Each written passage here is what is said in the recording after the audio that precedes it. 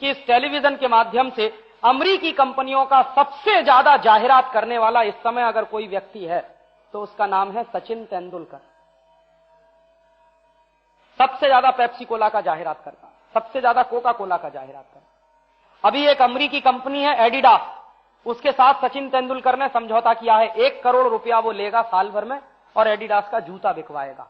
माने सारी अमेरिकी कंपनियों का भारत में धंधा बढ़ाने का काम सचिन तेंदुलकर कर रहा है और हम अमेरिकी कंपनियों के खिलाफ अभियान चला रहे हैं।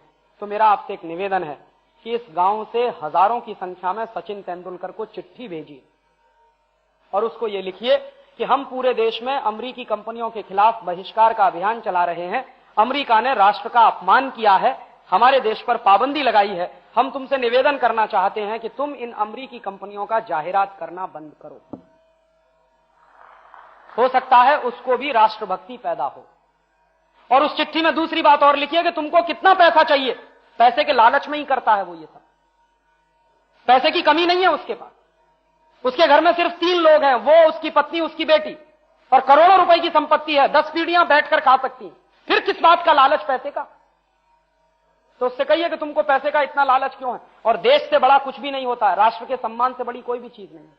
और उसको लिखो कि हम तुमसे विनम्रता से कह रहे हैं कि तुम ये धंधा छोड़ दो, परदेशी कंपनियों का जाहिरात करना, नहीं तो हम तुमको भी अमेरिका का एजेंट घोषित करेंगे इस देश में, और तब तुमको इस समाज में रहना मुश्किल हो जाएगा। और भारतीय समाज ने तुम्हारा बहिष्कार किया तो दुनिया में कहीं भी तुमको इतनी इज्जत मिलने वाली नहीं है। यहां से भागकर अगर वो अमेरिका भी चला गया तो अमेरिका में उसको कोई नहीं पूछेगा 2 कौड़ी में, क्योंकि अमेरिका में क्रिकेट खेलने वालों का कोई सम्मान नहीं करता। सत्यानाश कर रहा है क्रिकेट का खेल कि हम बैठ जाते हैं टेलीविजन खोलकर जब कहीं मैच होता और परेशान होते हैं किस बात के लिए, 20 बॉल में 25 रन बनाने हैं। तो अब 20 बॉल में 25 रन बनाने हैं, वो मरे जाएं भाड़ में चूल्हे में, हमसे क्या लेना देना। हम काहे को अपना बीपी हाई कर रहे हैं, लो कर रहे हैं। मैच चल रहा है, 20 बॉल में 25 रन बनाने हैं, हम उछलते हैं टीवी के सामने। और उसी समय अगर कोई आउट हो गया तो इतना डिप्रेशन आता है जैसे घर का कोई आदमी मर गया। अपने मां बाप मर जाएं तो भी इतना दुख नहीं होता कि इंडिया की टीम हार गई। हारे जीते उससे क्या लेना देना। खेल है तो खेल में तो हार जीत होती रहती है, लेकिन अब क्रिकेट खेल नहीं है, एक बहुत बड़ा सट्टा है, एक बहुत बड़ा धंधा है। और अब क्रिकेट सट्टे के लिए खेला जाता है, धंधे के लिए खेला जाता है। राष्ट्र के सामने इतने गंभीर प्रश्न हैं और इतनी गंभीर चुनौतियां खड़ी हुई हैं और हम राष्ट्रीय प्रश्नों पर चिंतन नहीं कर सकते। मुझे बताया कि हॉर्लिक्स में क्या है, कुछ नहीं है, जौ का सत्तू और चने का सत्तू। बिहार में उसको हम लोग कहते हैं सत्तू, अंग्रेजी में कहते हैं हॉर्लिक्स। अब किसी से आप पूछिए कि सत्तू खाओगे, कहेगा क्या फालतू की बात कर रहे हैं आप। और पूछिए हॉर्लिक्स खाओगे, हाँ हाँ खाएंगे। क्यों खाएंगे? क्योंकि अंग्रेजी का नाम है और बड़ा भारी नाम है हॉर्लिक्स। कहने में लगता है कि हाँ कुछ इंपोर्टेड जैसी चीज है उसमें। कंटेंट क्या है? कुछ नहीं, उस पर लिखा हुआ है साफ साफ, इट इज मॉल्टेड। मॉल्ट माने ही होता है जौ का सत्तू। जौ का सत्तू बाजार से खरीद लीजिए, चने का सत्तू बाजार से खरीद लीजिए, 20, 25, 30 रुपए किलो में मिलेगा। लेकिन हॉर्लिक्स खरीदिए तो 160 रुपए में 1 किलो मिलेगा। और ये जितने हेल्थ टॉनिक्स बिक रहे हैं, इनमें से किसी से भी 1 पैसे की हेल्थ नहीं आती। लेकिन हिंदुस्तान की क्या बर्बादी है, हर साल हम 1000 करोड़ रुपए के हेल्थ टॉनिक्स खाते हैं इस देश में, हर साल। 1 पैसे भी हेल्थ जिससे नहीं आती, सिर्फ एक मेंटल सेटिस्फैक्शन है, कोई हेल्थ नहीं है उससे। लेकिन 1000 करोड़ रुपए के हेल्थ टॉनिक्स इस देश में बिक जाते। क्यों बिकते हैं जानते हैं? टेलीविजन पर एक इडियोटिक एडवर्टाइजमेंट आता, एक छोटा सा बच्चा कूदते हुए आता, कहता I am a Complan boy. तो एक छोटी बच्ची कहती है I am a Complan girl. इसका माने क्या है? मैं कॉम्प्लोन का बेटा हूं। और बच्ची कह रही है मैं कॉम्प्लोन की बेटी हूं। और कॉम्प्लोन क्या है? टिन का डिब्बा। अब आप तो डॉक्टर हैं, आप जरा बताइए कि टिन के डिब्बा के भी बेटा बेटी हो सकते हैं? ऐसा कोई साइंस है दुनिया में? लेकिन चल रहा है सारे देश में। इसलिए बिक रहा है कॉम्प्लोन, इसलिए बिक रहा है बॉर्नवीटा। और उसका नाम है तेंदुलकर। वो कहता है मेरी शक्ति बूस्ट, माने सचिन तेंदुलकर की शक्ति बूस्ट। तो सचिन तेंदुलकर की अम्मा को एक आप चिट्ठी लिखिए कि ये सचिन तेंदुलकर बूस्ट पी के तेंदुलकर बना है क्या? कपिल देव की शक्ति बूस्ट। कोई भी खिलाड़ी बूस्ट खा के खिलाड़ी नहीं बन सकता। एक सबसे ज्यादा महंगा खिलाड़ी माना जाता है टेनिस का, उसका नाम है बोरिस बेकर। सबसे ज्यादा ताकतवर भी है, उसकी लगाई हुई एस सर्विस 160 किलोमीटर प्रति घंटे की रफ्तार से निकलती है। माने ट्रेन भी जिस रफ्तार से नहीं जाती उस रफ्तार से उसकी गेंद जो मारता है वो जाती है। कितनी पावर होगी उसके शॉट्स में।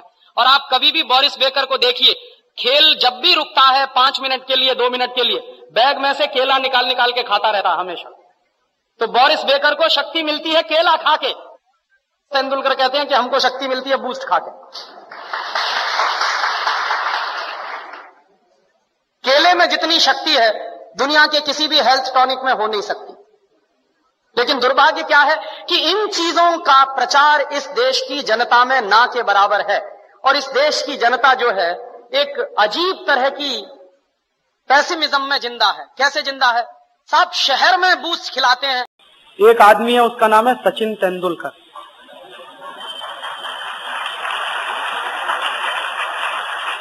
अब आप उसको कहते हैं कि वो तो बहुत बड़ा नेशनल हीरो है। वो हीरो है कि क्या है? आप जरा सोचिए कि जो आदमी हमारे दुश्मन देश की कंपनियों का पानी बिकवाने का धंधा करे वो हीरो है कि विलेन, अभी ये तय करना बाकी। आप देख लो कि सचिन तेंदुलकर सबसे ज्यादा जाहिरात करता है पेप्सी की, और दूसरे नंबर पर अगर उसको समय मिला तो सबसे ज्यादा जाहिरात करता है कॉलगेट की। कॉलगेट भी अमेरिकन कंपनी। और तीसरे नंबर पर समय मिला तो वो जाहिरात करता है वीजा पावर की। वीजा भी अमेरिकन कंपनी।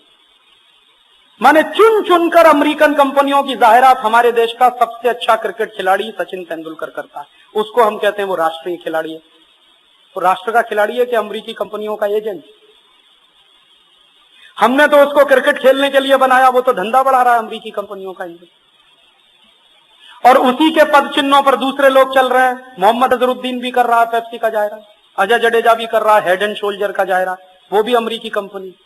सौरभ गांगुली भी करता है, विनोद कांबली भी करता है। और मैंने क्या देखा है कि जितने हमारे बैट्समैन हैं वो सब पेप्सी की जाहिरात करते हैं, और जो बॉलर्स हैं वो कोका कोला की जाहिरात करते हैं।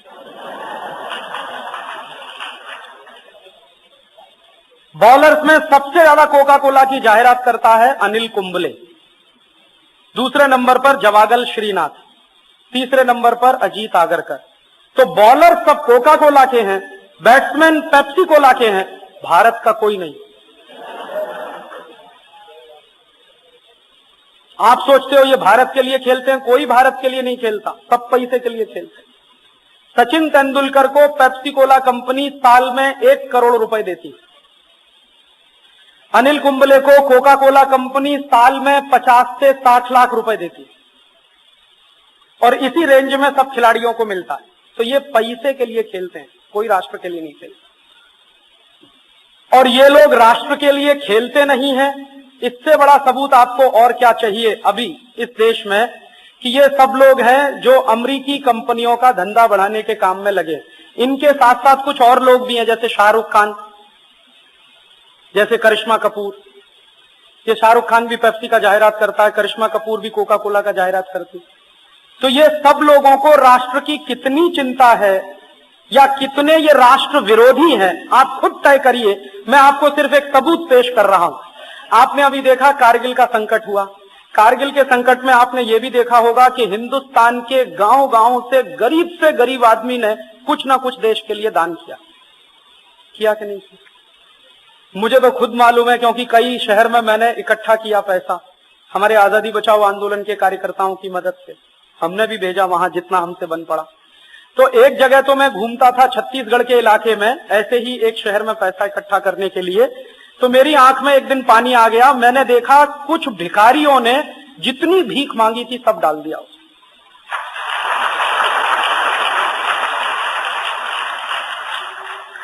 माने जो रोटी खाने के लिए उन्होंने कहीं से भीख मांगा था वो पैसा भी कारगिल निधि में डाल दिया उन्होंने कि ये भेज दो। इससे बड़ा हमारा और क्या कंट्रीब्यूशन हो सकता है देश के लिए।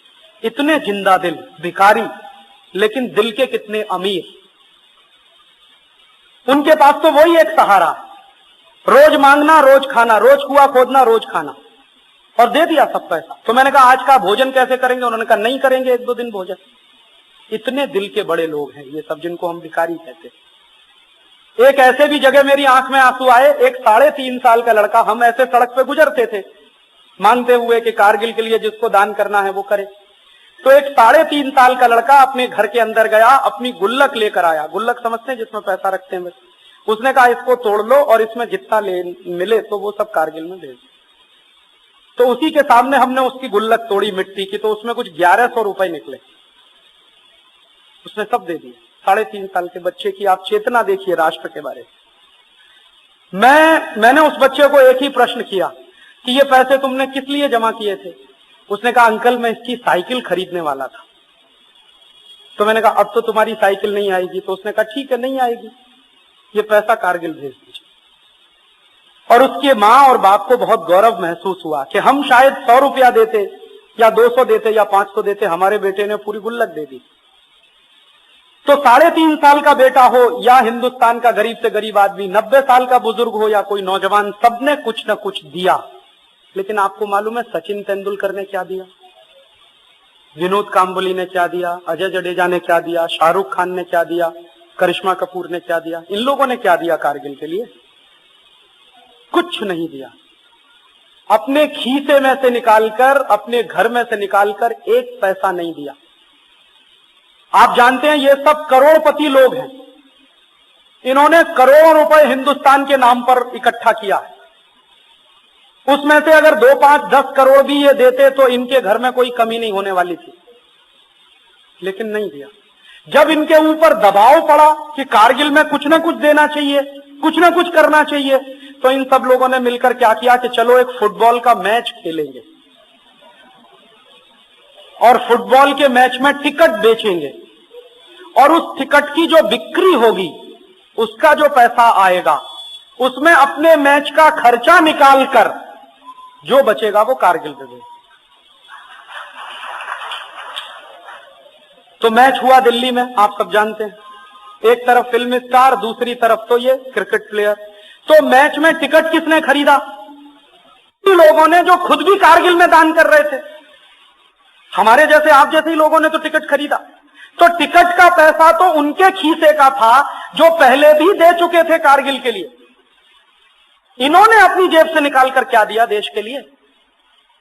तो आप सोच लीजिए ये कितने राष्ट्र के लोग हैं और हम इन्हीं के लिए माथामारी करते हैं। और ये कितने निकृष्ट और घृणित किस्म के लोग हैं। थोड़े दिन पहले कपिल देव ने कहा कि पाकिस्तान से मैच नहीं खेलना चाहिए। बहुत अच्छी बात है, चलो अकल तो आई। लेकिन अब क्या बोल रहा है? अब कह रहा है कि चूंकि युद्ध खत्म हो गया है तो पाकिस्तान से मैच खेल लेना चाहिए। मतलब क्या है कि मैच होगा तो सबका हिस्सा उसमें बनेगा। मैच होगा तो पेप्सी कप होगा या कोका कोला कप होगा या विल्स कप होगा, और जो भी कंपनी मैच को स्पॉन्सर करेगी वो लाखों रुपए करोड़ों रुपए रखेगी। तो किसी खिलाड़ी को कुछ मिलेगा, किसी को कुछ मिलेगा। कपिल देव को कुछ नहीं मिलेगा तो एक्सपर्ट कमेंटेटर के रूप में तो बुलाया ही जाएगा, तो उसमें 10-20 लाख तो मिल ही जाएगा, इसलिए मैच खेल लो।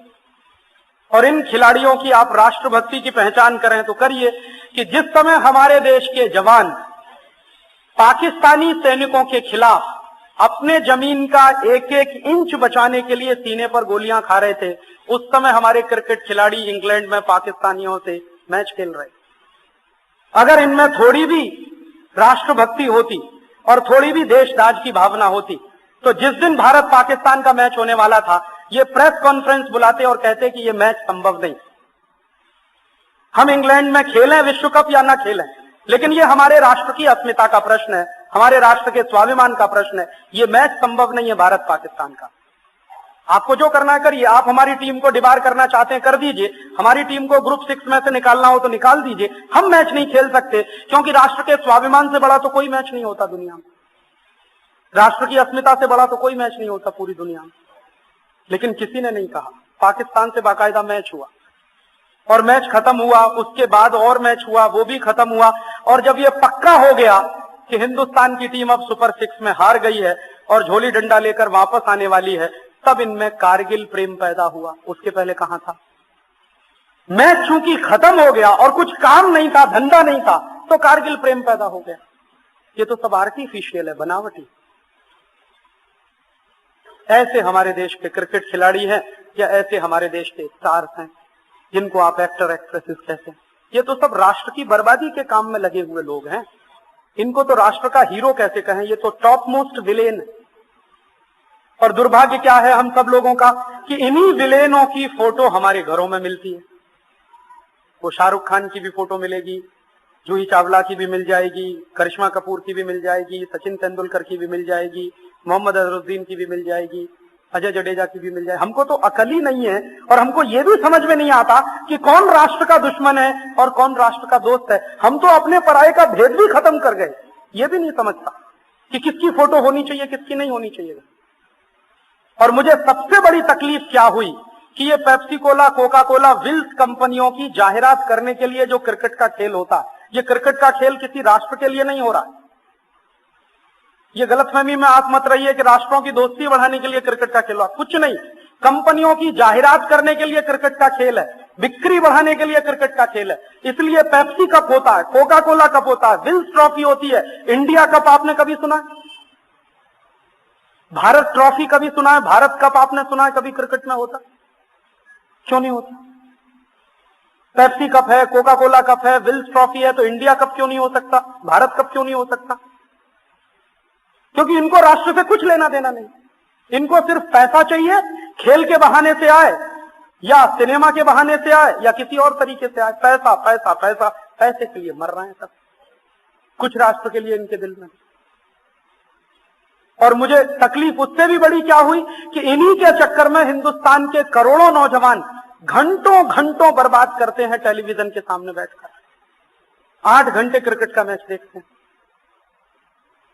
और इस बार भी मैं एक चीज बहुत गहराई से महसूस करता रहा कि जब तक इंग्लैंड में भारत की टीम सुपर 6 में रही, तब तक हिंदुस्तान में कारगिल निधि के लिए एक भी रैली नहीं हुई किसी भी गांव में। आजादी बचाओ आंदोलन की 2-4 रैलियों को छोड़कर जो हम लोगों ने की थी मध्य प्रदेश के कुछ इलाकों में, हिंदुस्तान के किसी भी अखबार की कटिंग आपको बता नहीं सकती। जब तक हिंदुस्तान हारा नहीं सुपर 6 में, तब तक हिंदुस्तान में कहीं कारगिल निधि की कोई रैली नहीं हुई, कहीं हिंदुस्तान में खून देने वालों की लाइन नहीं लगी। जैसे ही हिंदुस्तान हारा और पता चला कि टीम वापस आ रही है झोली डंडा लेके, तब लोगों में भी कारगिल प्रेम पैदा हुआ, तब रैलियां होना शुरू हुई, खून देना शुरू हुआ। तो हमारी राष्ट्रभक्ति किससे जुड़ी हुई है? वो भी निखालिस नहीं रह गई। और जब देश के करोड़ों करोड़ों नौजवान फंसे हुए थे क्रिकेट के मैच में, तो हिंदुस्तान के जवान सीमा पर 1-1 इंच जमीन की रक्षा कर रहे थे। मैं सोच रहा था कि अगर कहीं हमला उससे भी भयंकर होता और पूरी सीमा पर हमारे देश में हमला हो गया होता, तो हमारे तो करोड़ों लोग बैठकर टीवी ही देखते रहते और हिंदुस्तान को दुश्मन ने खलास कर दिया होता।